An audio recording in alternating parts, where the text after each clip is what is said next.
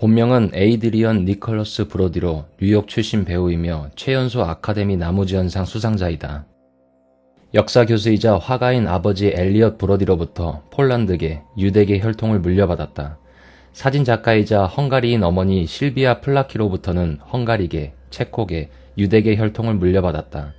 다만 집안이 딱히 종교적인 분위기는 아니었는지 브로디 스스로도 카톨릭이나 유대교와는 별 관련 없이 자랐다. 사진작가 어머니 덕분에 데뷔 전부터 카메라 공포증 따위는 없었다고 한다. 뉴욕 퀸스의 암울한 거리에서 좋지 못한 친구들을 사귀게 되어 불량해지자 보다 못한 부모님이 라가디아 고등학교에 입학시켜서 연기를 배우게 되었다.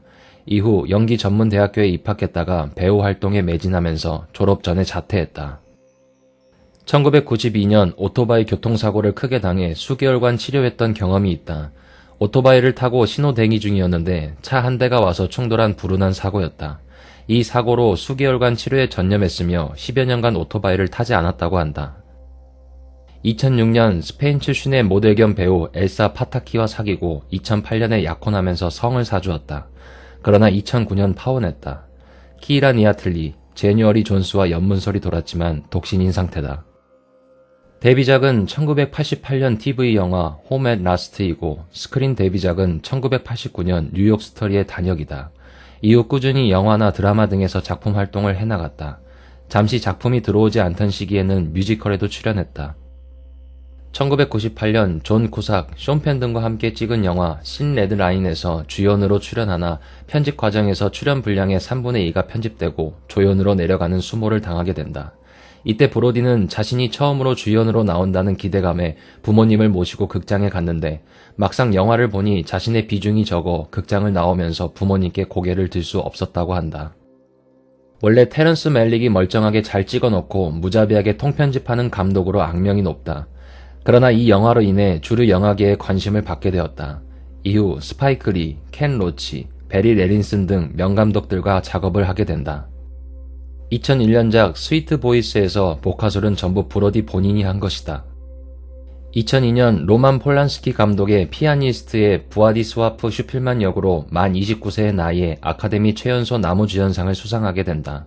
비프랑스권 배우로서는 이례적으로 세자르상 나무주연상까지 받았다. 브로디가 세자르상 나무주연상을 받은 유일한 미국인 배우이며 이 기록은 지금도 깨지지 않고 있다. 부아디스와프 슈필만의 가족들을 맡은 배우들이 브로디와 외모가 많이 닮아서 영화를 감상할 때 몰입이 잘 되는 편이다.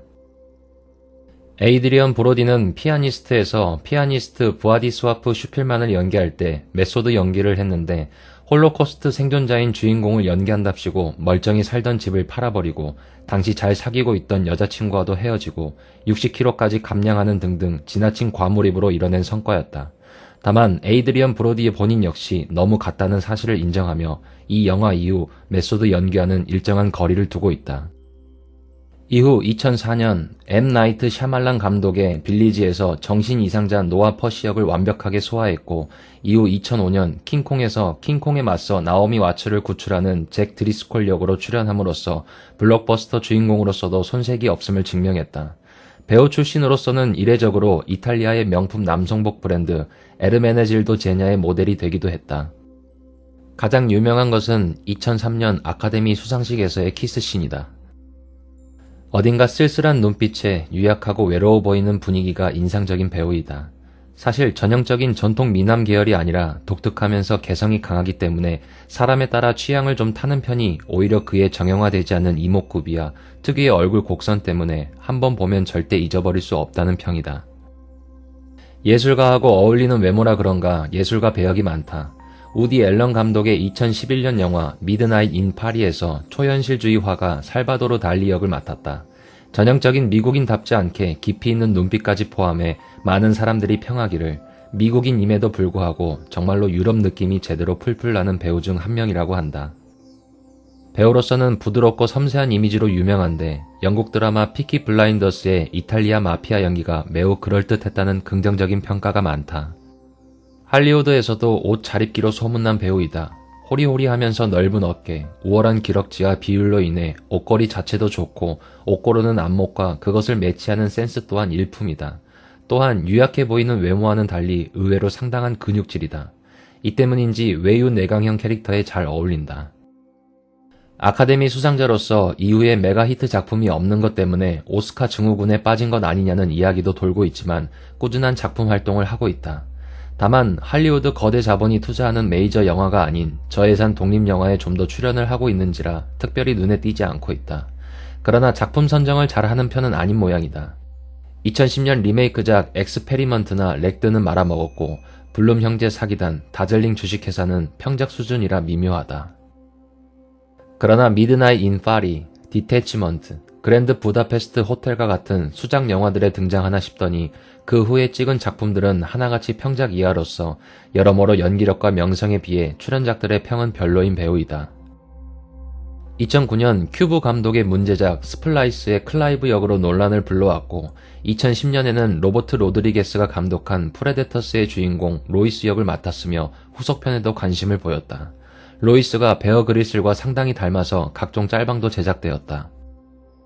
지알로 영화의 거장 다리오 아르젠토의 딸 아시아 아르젠토와 상당히 친하며 화보도 같이 찍었다. 검색해보면 이들이 찍은 묘한 분위기의 화보를 만날 수 있다. 하지만 아르젠토의 성폭행 고백 이후 이들의 관계는 서먹해졌다. 킹콩 이후 흥행작에 나오지 않아서 잊혀진 감이 있긴 해도 꾸준하게 작품 활동을 하는 모습을 보면 흥행성에 크게 연연하지 않는 듯하다. 특히 2007년에 주연으로 출연한 다즐링 주식회사에서 인연을 맺은 웨스 앤더스의 영화에는 반 페르소나급으로 꾸준히 출연하고 있고 독립영화로 호평을 받은 디태치먼트 등에도 출연했다.